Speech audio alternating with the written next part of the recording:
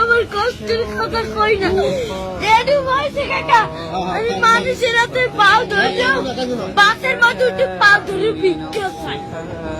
একজন আজকে এত তোমার মাঝে খালি একটা মুরগি চাইছি দেখে একটা উন্ডালে একটা সারে এবার ওনাকে তাহাতে অনেক কষ্ট করে মধ্যে বাপ নাই আছে ওই একটা মা ভালোবাসে তোমার মাই বিস্তে কইরা রইছে কাকা। মা যদি ভালো না বাসতে ওই দিনে আমি হালাইয়ে তুই আর একটা বিয়ে করতে হেলে মাই গর্ব ছিল হেলে একটার বড় করতে না।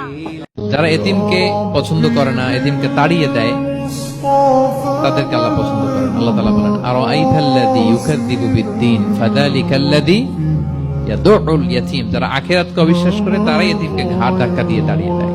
কোন বিশ্বাসী কখনো এতিমের সাথে খারাপ আচরণ করে